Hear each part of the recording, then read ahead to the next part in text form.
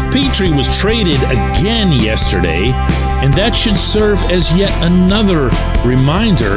Heck, not even a reminder, really. How about an appreciation of everything and everyone that was sent out as part of the Erik Karlsson trade? Good morning to you. Good Wednesday morning. I'm Dejan Kovacevic of DK Pittsburgh Sports. This is Daily Shot of Penguins. It comes your way bright and early every weekday. If you're into football and or baseball, I also offer daily shots of Steelers and Pirates in the same place that you found this. Going out on the Karlsson trade were Petrie, Casey DeSmith, and completely, at least in-house, failed prospect Nathan Legare. I'm not going to get into burying Petrie and or DeSmith. They were in the NHL. They were contributors. They were pros. At times, they played well. At times, they didn't. I'm still of the mind that Petrie was better than most people thought he was over the course of the season. But when you miss 1/3 of it, as he did to injury, it's going to rightly and fairly color his tenure. And DeSmith, we've been over that one a million times. He is what he is. He's a number 3 goaltender in a number 2 role. And Legare, just to round out that group, was, of course, a regular healthy scratch in Wilkes-Barre last winter.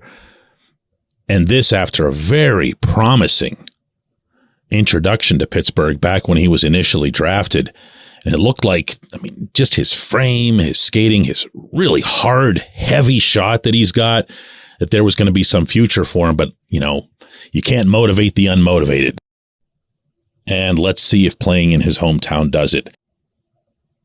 But continuing on here and looking at the rest of this, what went to San Jose was Mikael Granlund, Jan Rutta, and in a sort of way, Mike Hoffman. Hoffman was a Penguin for like about 3 seconds on paper, but it's really Granlund and Rutta that were sent out. Granlund, of course, a $5 million cap hit this coming season and the next, would have been devastating when piled on top of Jeff Carter's dead money. And Carter's going to be playing, and it's going to be dead money. But to have $8-9 million of it tied up like that out of a total $83 million cap, wow. That was going to hurt so bad. And there's still another year of the Jack Johnson thing. So you're talking about close to $10 million. We're just going to be sitting there, totally wasted. And Rutta, while I liked his play and I liked his fit with the Mike Sullivan system, here too, like the Petrie situation more than most, he played hurt, and I mean significantly hurt, through the second half of the regular season. And he just kept coming back and saying, yeah, I can go, which might have hurt his cause in the long run. But that's another couple million. So what else went out in the moment, at this point of this episode, comes across as the heist of the century in hockey? The Penguins did send a 2024 first-round pick to San Jose, a 2025 second-round pick to Montreal. So the Sharks and the Canadiens both bought themselves a little bit of bonus hope for their participation in this exchange. And those hurt. I'm never going to dismiss or even downplay giving up top picks. When they win the Stanley Cup as a result of making trades that involve first-rounders, second-rounders, nobody says a word. It's only in the 3, 4, 5 years after that it starts to look serious. I take it seriously anytime it happens, because I'm also aware, and I was there whenever this team was holding on to its first-rounders and building up champions off of them. But that said, all of that said, the question that comes to my mind, and I'm being completely serious when I ask this, is what was the more impressive component to what Kyle Dubas pulled off here?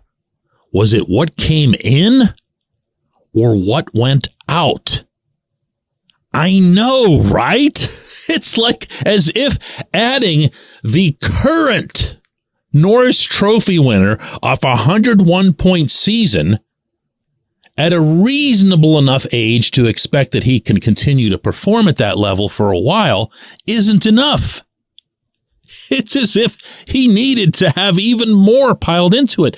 But to have all these complications come into play, to have it fall into this sort of potential trap where the Sharks and the Penguins clearly, very clearly now in hindsight, weren't going to be able to pull this deal off with each other, and to have to wait until the Canadiens and Kent Hughes swooped in the final week and rescued it, and to have all of this, by the way, happen against the backdrop of the deadline to buy out Granlund's contract, which I reported earlier in the summer the Penguins had every intent of doing, meaning if it came to that, but also, as Dubas told people, he didn't want to do it. He found it to be a distasteful practice. You know why? Because it is a distasteful practice. But the deadline was real, and the reason it was real was that Dubas knew he was going to buy out Granlund. And all of that's in play. And this team comes away with Karlsson and sends out all of that and exits the process with roughly $700,000 in cap space and still might have enough left over to find a way to bring Tomas Tatar to Pittsburgh. I'm still dumbfounded over this deal, over the scope of it, over the smarts. It's not the greatest trade in Penguins history, but it might be the most intelligent. When we come back, J1Q. This segment of Daily Shots brought to you by Family Table. Mom-inspired, chef-prepared meals delivered straight to your door. No prep, no mess, just reheat. That gives you more time for your family or hobbies. Go to FamilyTablePGH.com. Use the code DK40, that's DK40, for 40% off and free delivery on your first order. Order by noon Thursday for Monday delivery. Family Table, bringing families back to the dinner table.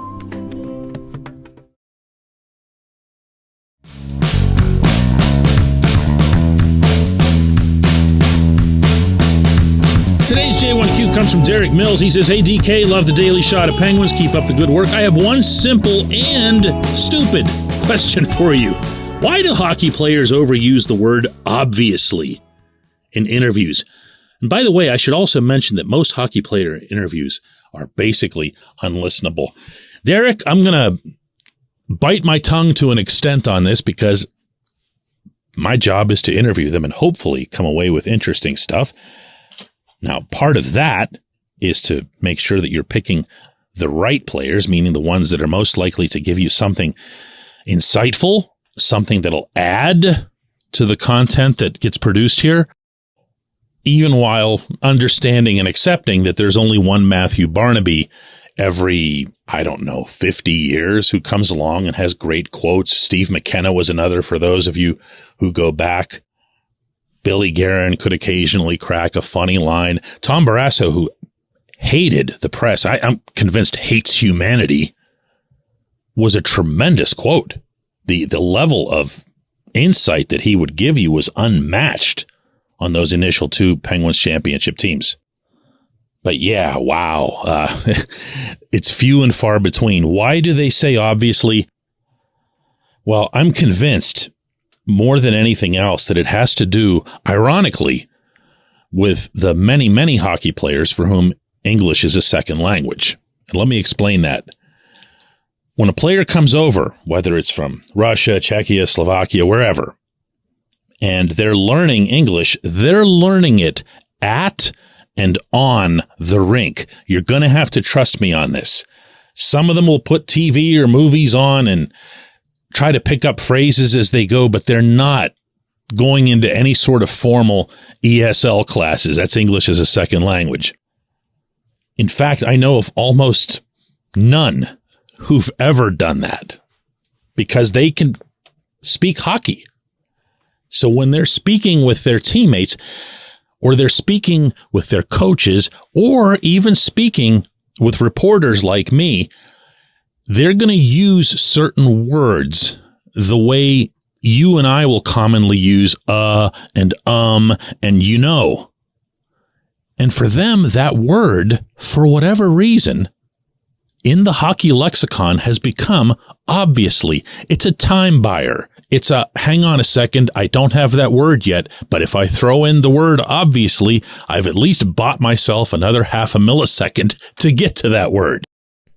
Similarly, you'll hear tons of usages of the word great. Everything is great. It was a great play, great pass, great breakout, great shot, great everything, great save. Unbelievable is another one. Everything is beyond belief in hockey talk. Unbelievable save, unbelievable this, unbelievable that, unbelievable effort. It's because of what they're doing and what they're saying at the rink. And again, it's the Europeans, or mostly the Eastern Europeans, who are doing this. Now, why do I single out Eastern Europeans? It's pretty simple. The Scandinavians, with very few exceptions, are really good at English. They're taught it in schools. It's not just Swedish and Finnish that they learn. They learn English. Now, you're going to have the occasional exception. Valtteri Puustinen, the prospect who's going to get, hopefully, a real crack at this training camp, has almost no English to his background. He's getting a little bit better, but he's not someone who's anywhere close to being able to speak it. That's really uncommon.